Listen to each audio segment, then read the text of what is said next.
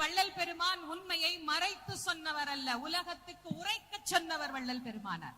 அதுதான் வள்ளல் பெருமானாரினுடைய கூற்றே.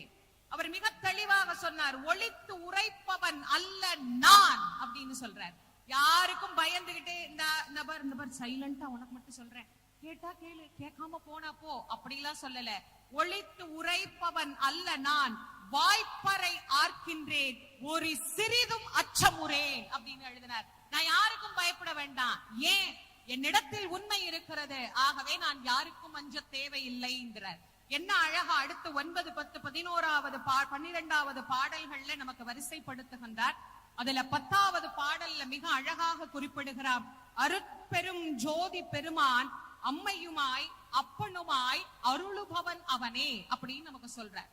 அருட்பெரும் ஜோதி என்று சொல்லக்கூடிய அவர் நமக்கு குறிப்பிடுகின்ற அந்த ஆண்டவன் உனக்கு யார் அப்படின்னு சொல்றார். அவர்தான் எனக்கு தாய், அவர்தான் எனக்கு தந்தை. தமிழ் மொழியினுடைய பெருமையை பேசியவர் வள்ளல் பெருமானார். எனக்கு நேரம் நிறைய இல்லை, அதனால நான் கொஞ்சம் கொஞ்சமா சொல்றேன். தமிழ் மொழியின் பெருமையை பேசியவர் வள்ளல் பெருமானார். உலகத்திலேயே மொழிகளிலேயே தமிழ் மொழியை மட்டும் ஏன் அவ்வளவு இனியது என்பதற்கு இந்த அம்மா அப்பான்னு நம்ம கூப்பிடுறோம்ல, கூப்பிடுறோம்னு நினைக்கிறேன், கூப்பிடுறோம்ல, நீங்க எல்லாம் கூப்பிடுவீங்க. இப்ப நமக்கு கீழே வந்ததெல்லாம் கூப்பிடுதான்னு தெரியல, ஆனா கூப்பிடணுங்கிறதுக்கு ஒரு காரணம் இருக்கு. பிற மொழிகளில் அம்மா அப்பா அப்படின்னா அது அவர்களுக்கு வைக்கப்பட்ட பெயர், அவ்வளவுதான். தமிழ் மொழிக்கும் பிற மொழிக்கும் நிறைய நாம வேறுபாடுகளை கண்டுபிடிக்கலாம்.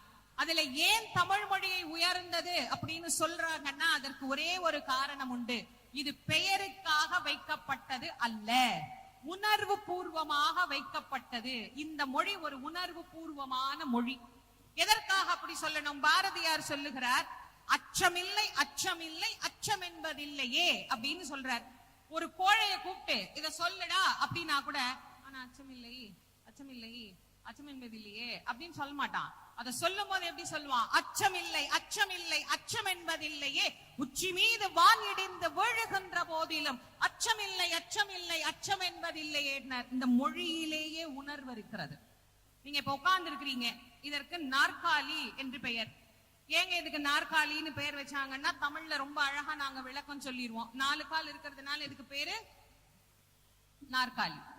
3 கால் இருந்தா முக்காலி. தமிழ்ல என்ன அழகா பெயர் வச்சிருக்கிறோம். ஆங்கிலத்துல சேர்னா சேர் தான். ஏன் சேர்னு பெயர் வச்சீங்க? இல்ல சார் அது சேர்னு வச்சுட்டாங்க சார், வச்சதுனால நாங்களும் வச்சுக்கிட்டோம் சார், அவ்வளவுதான். ஃபாதர், ஏன் ஃபாதர்? ஃபாதர்னா ஃபாதர் சார். மதர், ஏன் மதர்? மதர்னா மதர் சார். ஃபாதர் மதர் வச்சாங்க, அப்படியே வச்சுக்கிட்டோம். ஆனா தமிழ் அப்படி அல்ல. ஒரு குழந்தை ஒருவரை சுட்டி காட்டி இது அம்மா அப்பா அப்படின்னு சொல்லுது. ஏன் சொல்லணும்? எதுக்கு சொல்லணும்? அந்த வார்த்தை எதில் இருந்து பிறக்கிறது தெரிஞ்சுக்கணும்ல. தமிழிலே உயிரெழுத்து 12, மெய்யெழுத்து 18. ஞாபகம் இருக்கும் நினைக்கிறேன், கேட்கவே பயமா இருக்கு. எத்தனை இருக்குங்க குத்து மதிப்பா ஒரு 450 எழுத்து எழுதி வச்சிருப்பாங்க. இல்லாட்டி இவ்வளவு எல்லாம் பேச முடியுமா அப்படின்னு சொல்லிடக்கூடாது இல்ல. ஞாபகம் வச்சிருக்கோம். உயிரெழுத்து 12, மெய்யெழுத்து 18, ஆயுத எழுத்து 1. ஆ இம் மா ஒரு உயிரெழுத்து, ஒரு மெய்யெழுத்து, அது ரெண்டும் சேர்ந்த ஒரு உயிர்மை எழுத்து. படிச்சதெல்லாம் இப்ப திரும்ப ஏதோ தமிழ் டீச்சருக்கான எங்களுக்கு வாத்தியார் பாடம் எடுத்த மாதிரியே தமிழம்மா கிளாஸ் எடுக்கிற மாதிரியே எடுக்கிறீங்களே, என்ன கொஞ்சம் அப்படி ஞாபகப்படுத்தி பார்ப்போமே. ஒரு உயிரெழுத்து, ஒரு மெய்யெழுத்து, ஒரு உயிர்மை எழுத்து. ஒரு குழந்தை 2 பேரை காட்டி சொல்லுது, இது அம்மா இது அப்பா. என்ன சொல்ல வருகிறது? இந்த 2 பேரில் ஒருவர் எனக்கு உயிர் தந்தார், ஒருவர் எனக்கு மெய் தந்தார். இந்த உயிரும் மெய்யும் சேர்ந்து வந்ததனால் உயிர்மெய்யாய் இந்த உலகத்துக்கு கிடைத்தவள் நான். அதனால் நன்றிக்கடனாக நான் அழைக்கின்ற வார்த்தை அம்மா அப்பா என்கின்ற வார்த்தை. இதில் எத்தனை பேருக்கு நம்பிக்கை இருக்கிறதோ அத்தனை பேரும் குழந்தைகளை அப்பா அம்மா என்று கூப்பிட சொல்லுங்கள். மற்றவர்கள் எப்படி வேண்டுமானாலும் அழைத்து கொண்டு போகட்டும், நமக்கு அதை பற்றி கவலை இல்லை. நம்ம கூப்பிடுற மொழிக்கு எவ்வளவு சிறப்பு இருக்குன்னு தெரிஞ்சுக்கோங்க.